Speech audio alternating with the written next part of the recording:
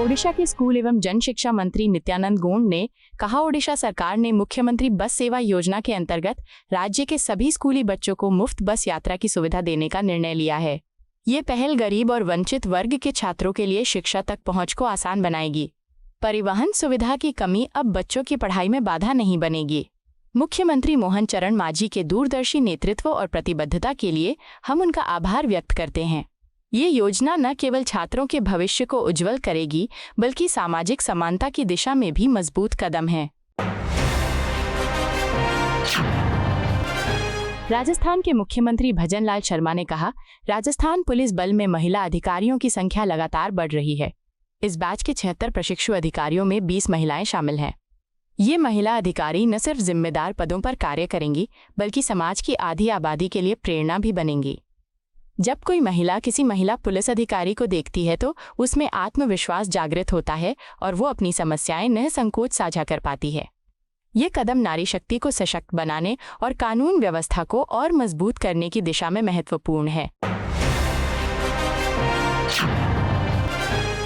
छत्तीसगढ़ के मंत्री ओपी चौधरी ने कांग्रेस नेता और लोकसभा में विपक्ष के नेता राहुल गांधी के वोट चोरी वाले बयान पर कहा, कांग्रेस नेता राहुल गांधी प्रधानमंत्री मोदी और भाजपा पर निराधार आरोप लगा रहे हैं, परंतु यह वही कांग्रेस है जिसने संविधान का दुरुपयोग कर आपातकाल लगाया था। देश की जनता बार बार कांग्रेस को नकार चुकी है और आज वो डूबती हुई नाव बन चुकी है। वहीं प्रधानमंत्री मोदी दुनिया के सबसे लोकप्रिय नेता बने हैं, जिन्होंने भारत को नई ऊंचाइयों पर पहुंचाया है। राहुल गांधी के आरोप केवल उनकी हताशा और निराशा का परिचायक हैं। देश की जनता विकास चाहती है और ये भाजपा ही दे रही है। कांग्रेस नेता और लोकसभा में विपक्ष के नेता राहुल गांधी के वोट चोरी वाले आरोपों पर कांग्रेस नेता सोफिया फिरदौस ने कहा, अब ये बिल्कुल स्पष्ट हो गया है कि चुनाव आयोग निष्पक्षता में विफल रहा है और समझौते की स्थिति में है। जिस तरह से वोटों की हेराफेरी की गई है वह न केवल गैर कानूनी है बल्कि लोकतांत्रिक मूल्यों के विरुद्ध भी है। कांग्रेस इस अन्याय के खिलाफ आवाज उठाती रहेगी और सत्य तथा संविधान की रक्षा के लिए अंतिम दम तक संघर्ष करती रहेगी। भाजपा सांसद विष्णुदत्त शर्मा ने कांग्रेस नेता राहुल गांधी पर पलटवार करते हुए कहा, देश में विपक्ष का नेता इतना गैर जिम्मेदार हो सकता है और अगर कोई इसका आदर्श उदाहरण है तो वो राहुल गांधी हैं। वह 24 घंटे साल के पूरे 365 दिन झूठ बोलते हैं। वह झूठ की धारणा के आधार पर राजनीति करना चाहते हैं। पूरा देश और उसकी जनता अच्छी तरह समझती है कि विपक्ष का नेता राहुल गांधी कितना बेईमान है। इसीलिए आज कांग्रेस पूरे देश में अप्रासंगिक हो गई है। राहुल गांधी की झूठ की राजनीति नहीं चलेगी। चुनाव आयोग पर राहुल गांधी के नए आरोपों पर एनसीपी नेता प्रफुल्ल पटेल कहते हैं, राहुल गांधी कई बातें पूरी तरह गैर जिम्मेदाराना है।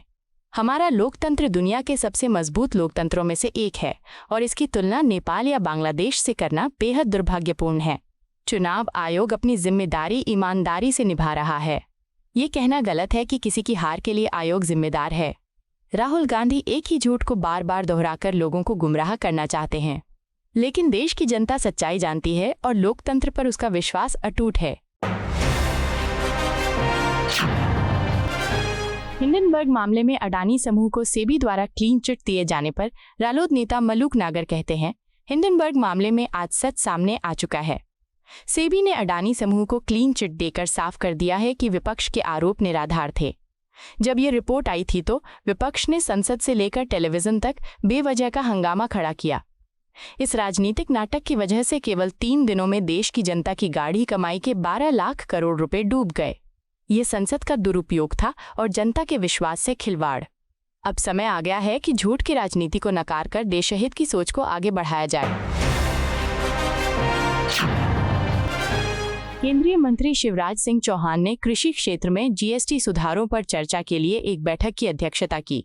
उन्होंने कहा, हाल ही में हुए जीएसटी सुधारों और स्लैब में बदलाव के कारण कृषि उपकरणों की कीमतों में भारी कमी आएगी।